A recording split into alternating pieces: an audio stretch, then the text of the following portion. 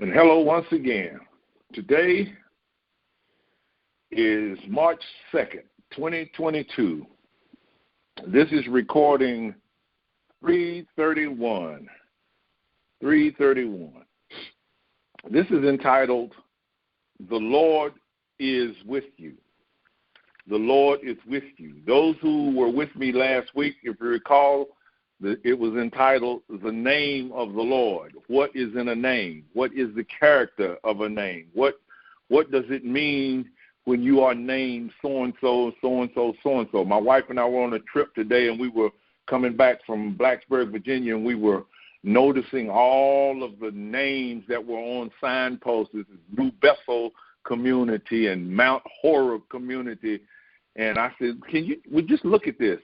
You know, this is Hezekiah Lane and, Joshua Boulevard. And you begin to realize that people pick names that really, really mean something, but we don't always measure up to the character of the name. But what's in a name? Once we take the name of the Lord Jesus Christ, what's in that? That means we're putting on something. And as we're putting it on, we should be taking on the character of that. Jesus said, when you see me, you see him that sent me.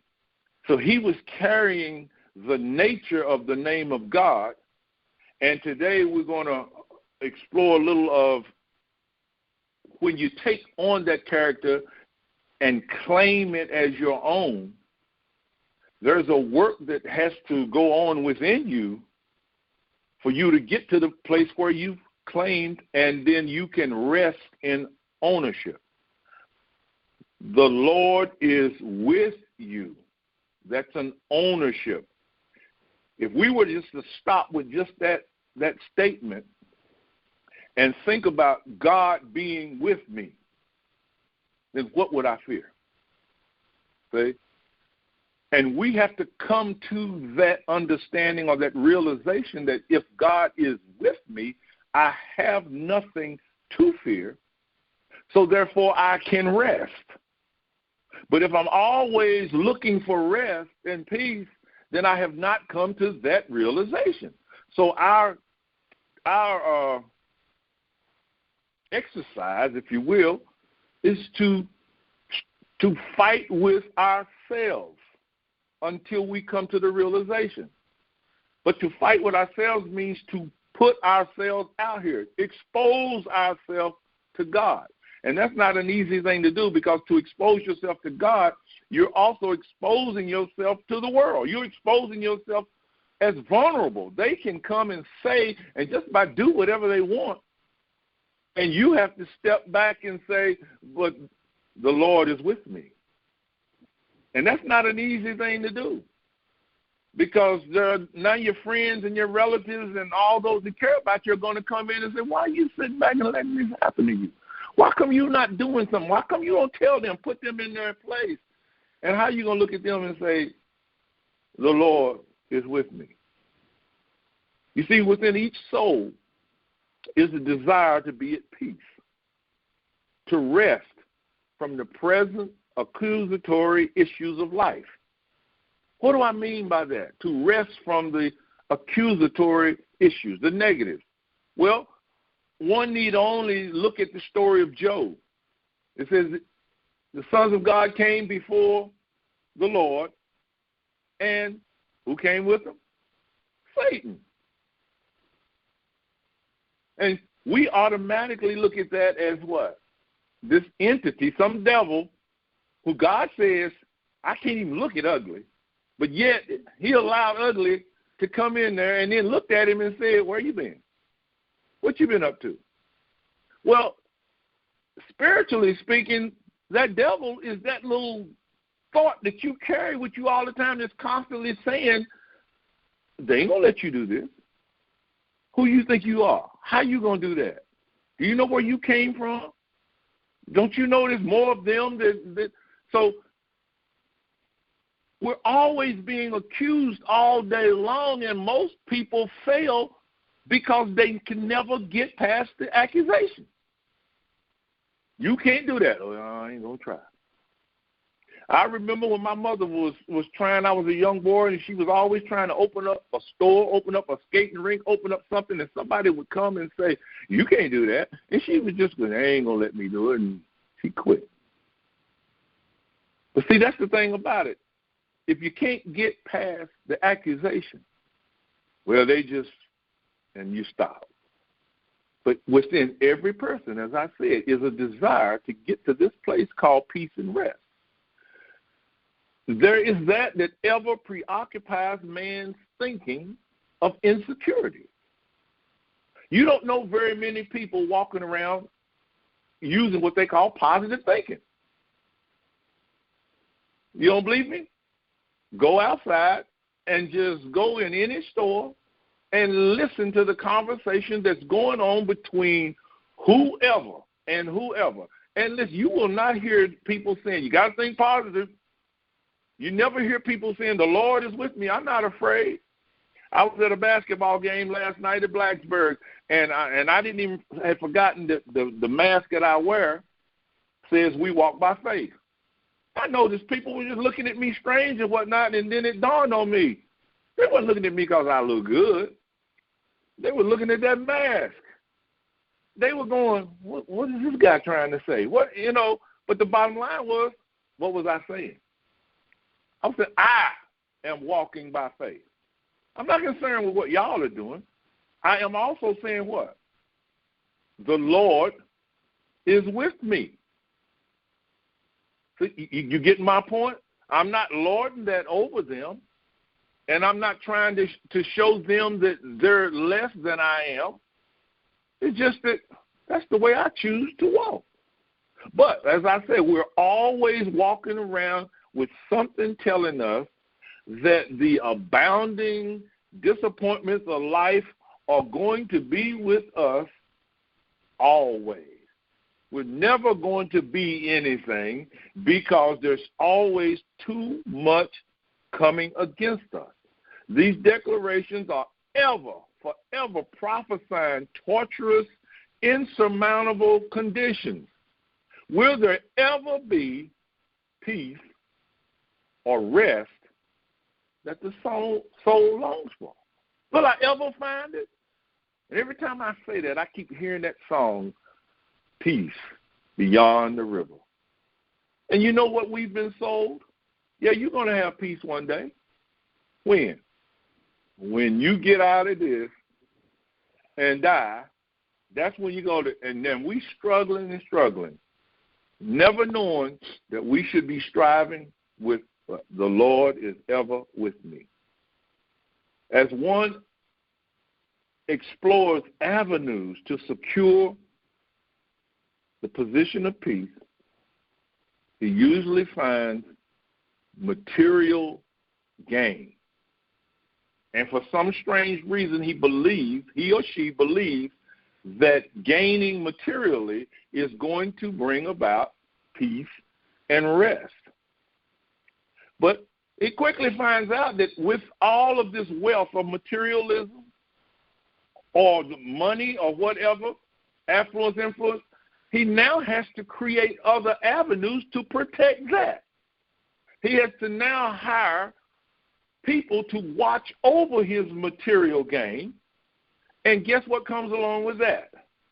The fear that those that you have hired are siphoning off your materiality. Hence, he arrives at that same place again. What? No peace, no rest. Then you got the other guy that's not so lucky.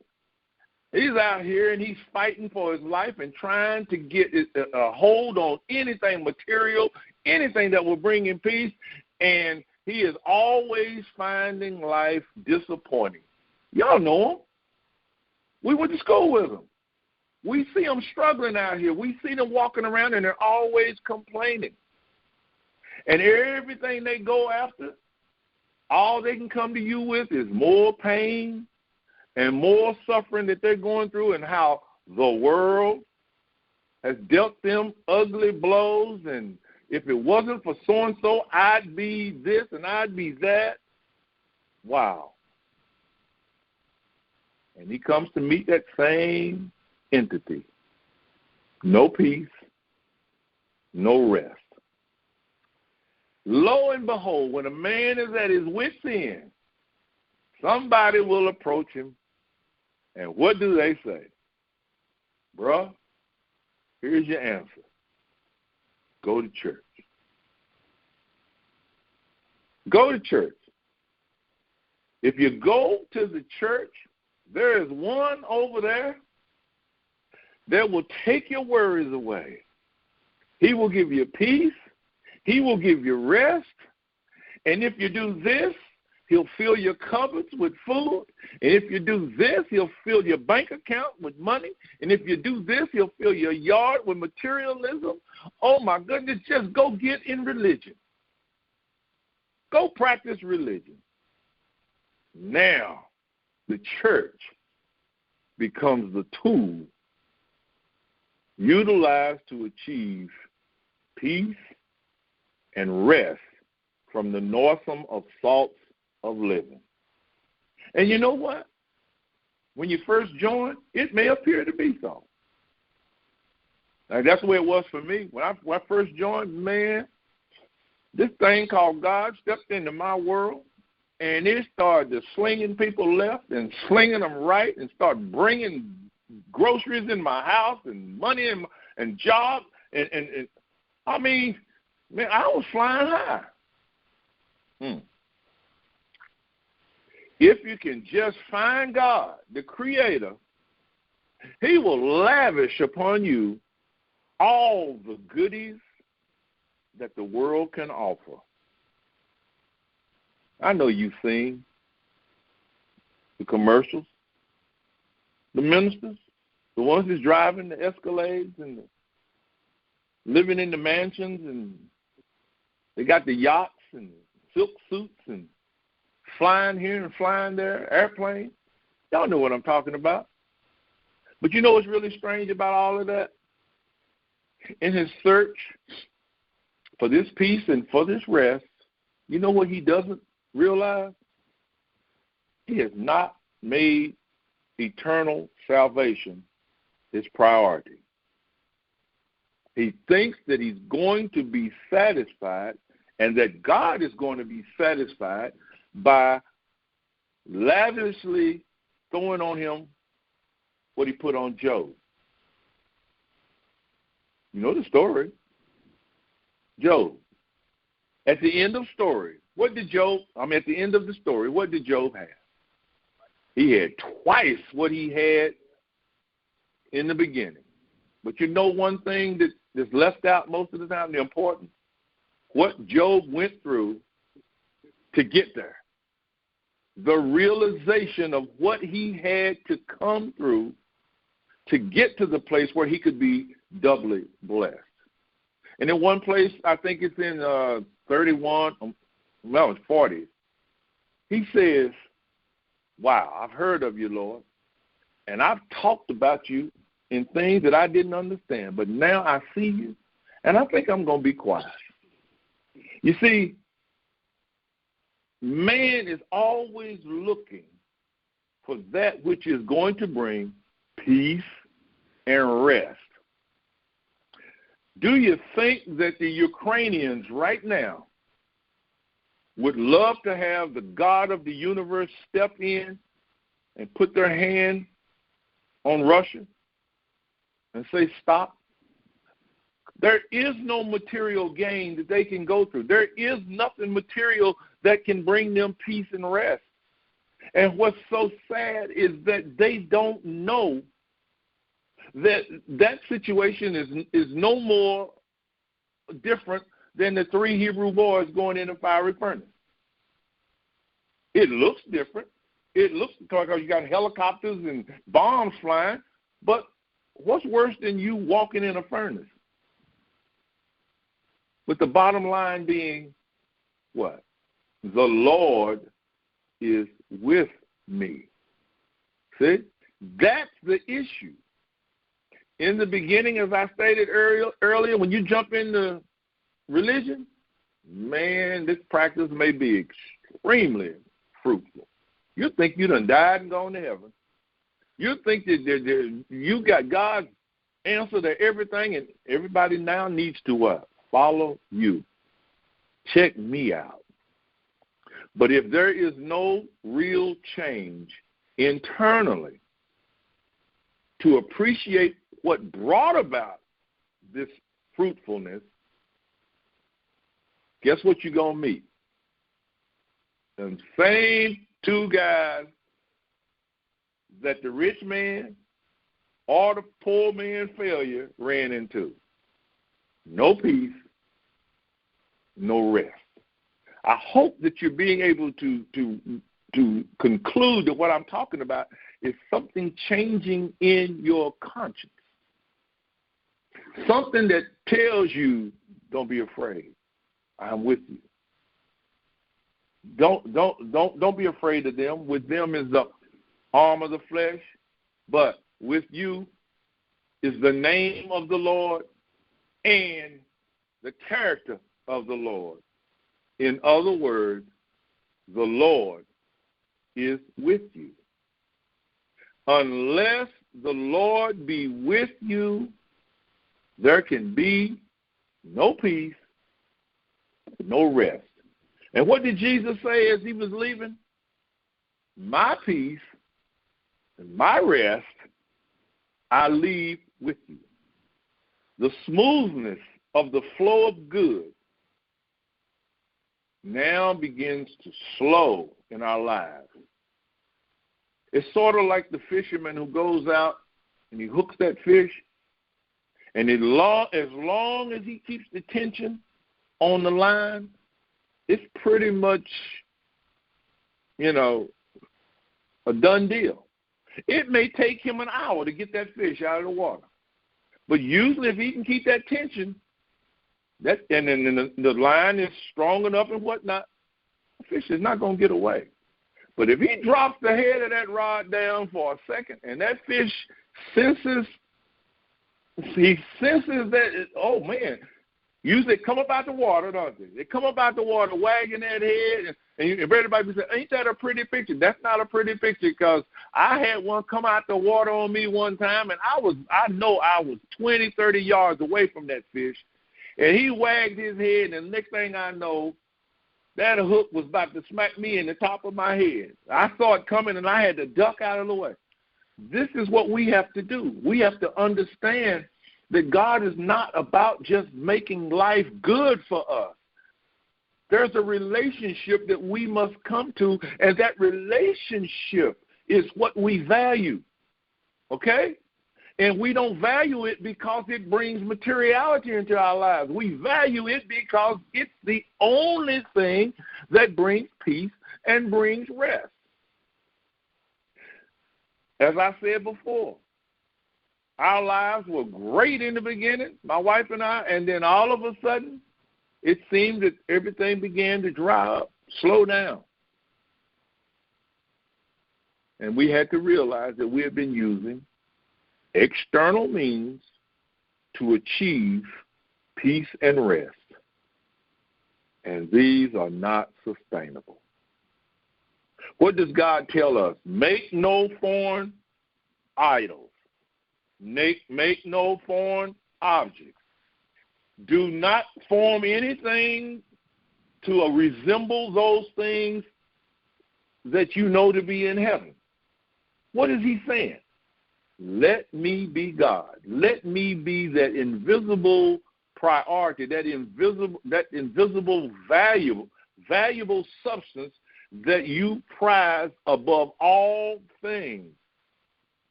Then you shall be sustained. A lot of times we pray and it even looks like, wow, this is the spiritual life. Wow, we've prayed for something and we got it. In reality, what should we be looking at? Here comes peace, see? And here comes rest. This is all that I desire. This is all that I want. With the recognition that more is required, a more enriching relationship with deity, the real journey to peace and rest begins. With each gain, one is confronted with the limiting thoughts, beliefs, culprits, all of those things that existed in that other world that you were in. But you'll find out that all of these things exist in your conscience. If we could just get to the place where we understand that our world is formed by the thoughts that we carry in our conscience, not what people are doing out there. It's like the young man that told me the other day, he said, man, I got a lot of work to do. And I said, yeah, this is not a get-rich-quick formula. This is not something that, I'm going to do God, and then I'm going to be, I'm going to be the spokesman for God. I'm going to kick butt. No, the butt you're going to kick is your own. That's the only one you're going to kick, because you have to conform to something that you see as basically being beyond you, while the people you're dealing with can do whatever they want to do. You're on your way to peace and rest. You're not on your way to lording yourself over people. As you climb the relationship to deity, you're going to meet all kinds of ugly. And guess what? All kinds of ugly is that ugly that you are.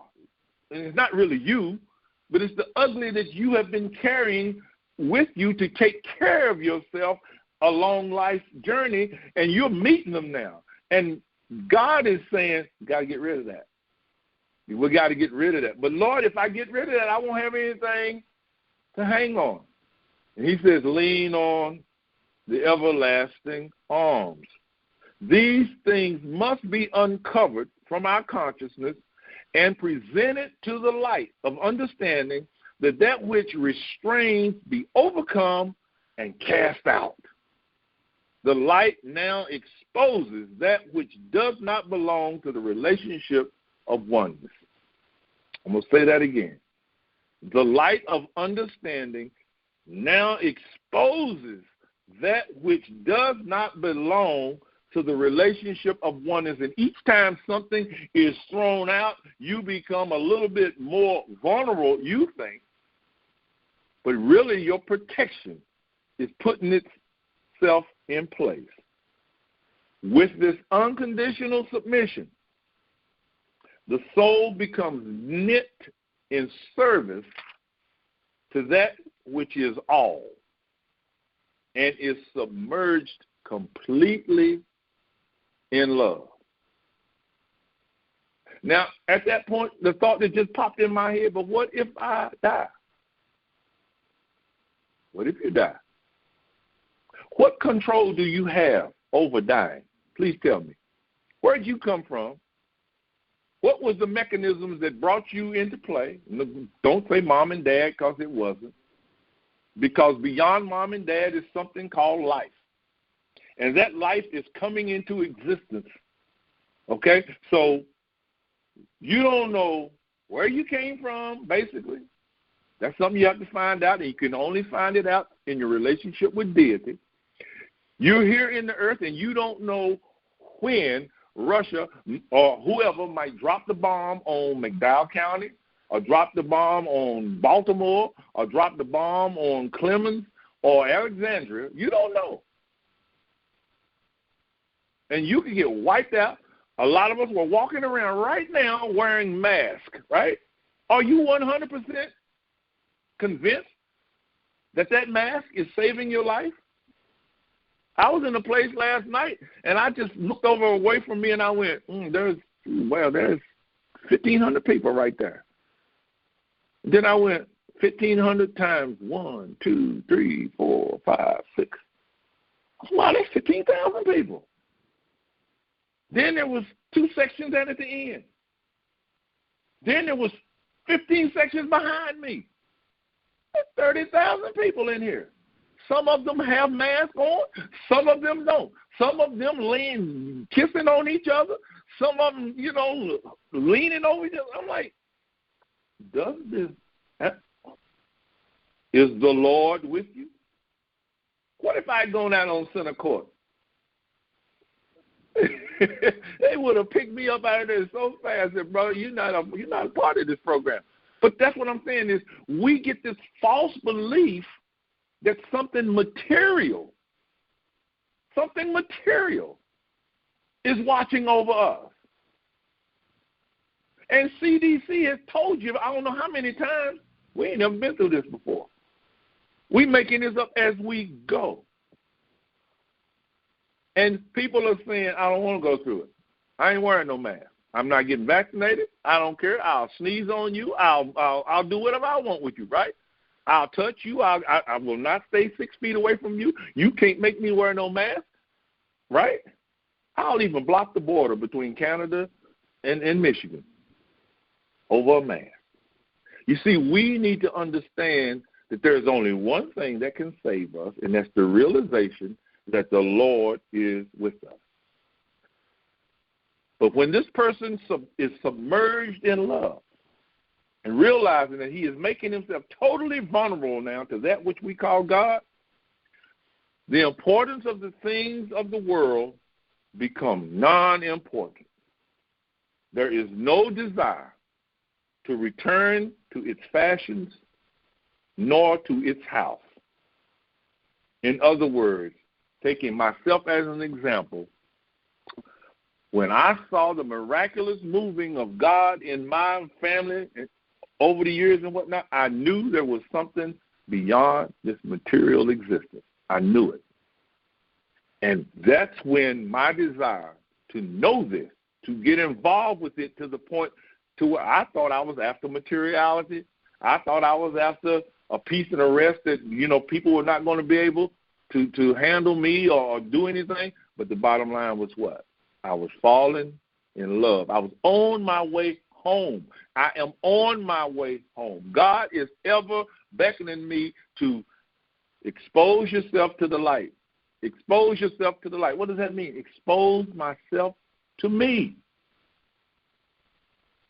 Wait a minute. How are you going to expose yourself to you?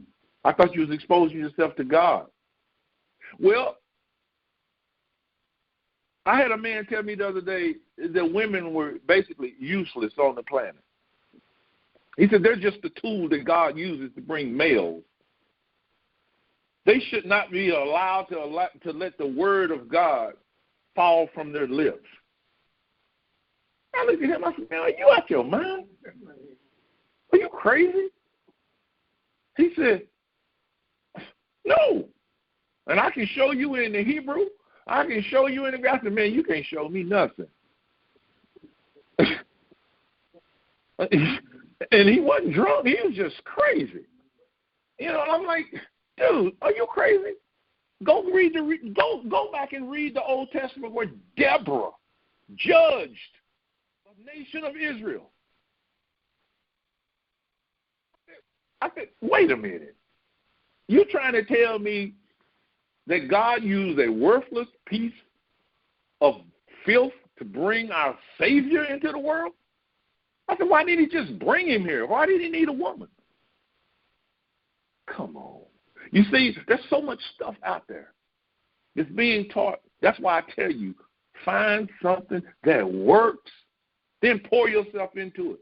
But if all you're doing is walking around repeating what somebody taught you, told you, you're willing to go through your life and never have even tried? I'm not proud of this, but I have been through various what they call sects of religion. I've been primitive. I've been charismatic. I've been Protestant. I've been Methodist. I've been in the Catholic. I done gone in there. I've sat and talked with Mormons and sat and talked with Jehovah's Witnesses. Come on. Find something that works. But to be able to walk around and tell somebody, no, that don't work. You can't do that. The guy told me the other day, he said, see, you're talking that metaphysical stuff. I said, well, you call it what you want. I said, but you know what meta means? And he was like, yeah, beyond. I said, you know what, physical. Beyond the physical. I said, so that means beyond the physical means something spiritual, wouldn't you think? And he went, yeah. I said, well, where did Jesus come from when he was dead?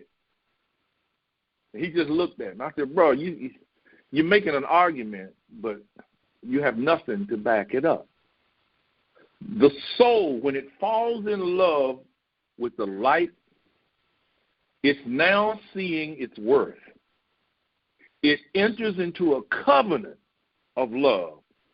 The Lord opens itself that its falsities, the falsities of the soul, the falsities that the soul has believed in prior to, the hindrances, may be exposed and cast out. Now, I know I said a while ago, exposing myself to me. Well, think about this. If God is God and God is aware of you, why is he allowing you to go through stuff that's destroying or keeping you disappointed in the relationship with him? We have to understand that thing that they have told us about God being something separate from us, it can't be. I looked at this man and I said, this other man, I said, you got any kids? He said, yeah. I said, how many you got? He said, one. I said, what gender? He said, female. I said, do you love her? He said, yeah. I said, how much do you love her? He said, with all my heart. I said, would you ever turn away from her? He went, no. I said, even if she told you she hated you, would you still love her? He said, yeah. I said, would you be willing to do anything to prove to her that you had love for her? He said, yeah. I said, so are you more compassionate than God? I said, God wrap us up and throw us off to the devil and just say, see you? I said, you need to think about what's going on here. You are not being revealed to a God that is separate from you. You are being revealed to the substance that you are.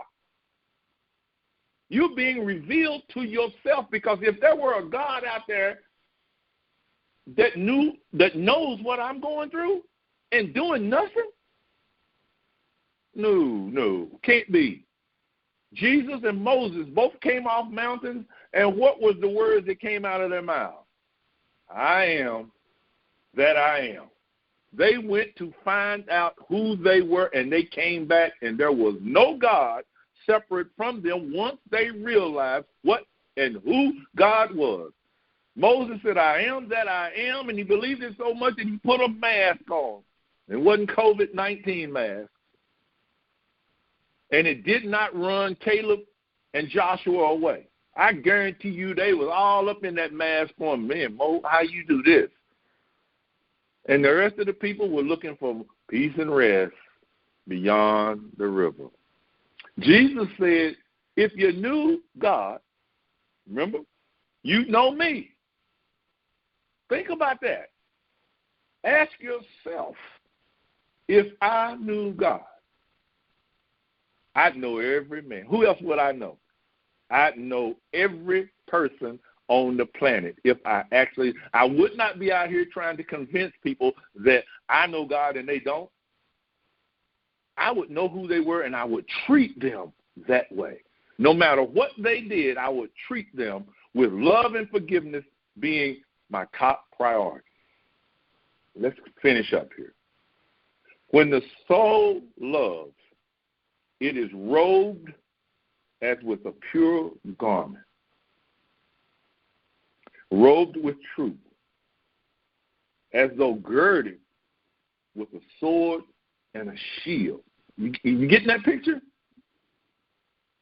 One now walks sent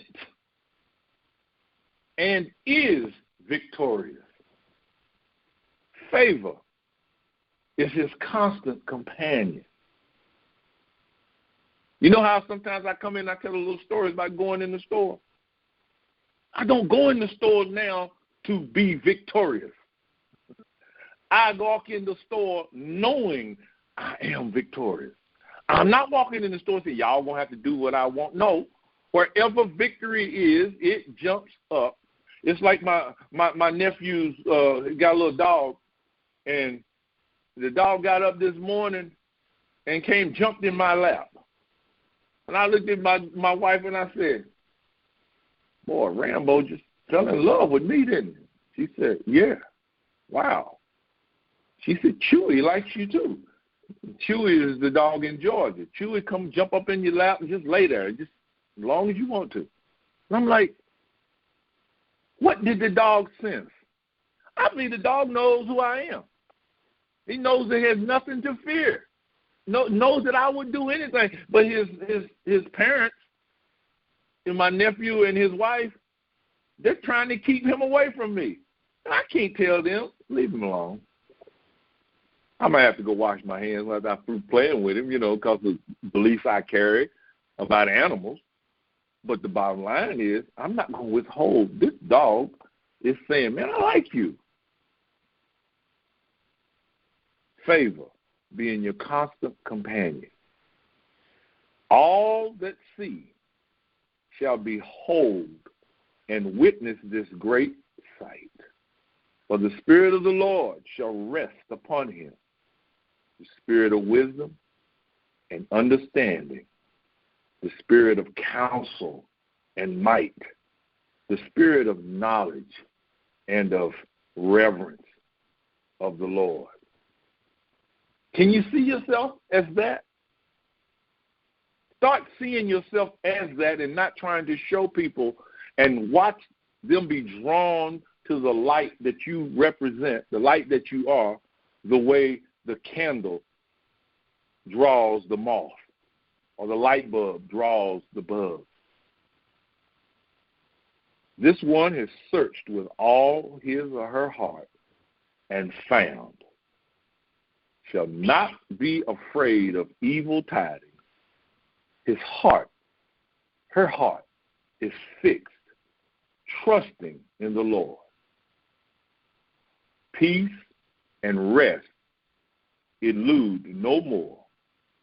Just as the dog comes and jumps in the lap, peace and rest come because the Lord is with you.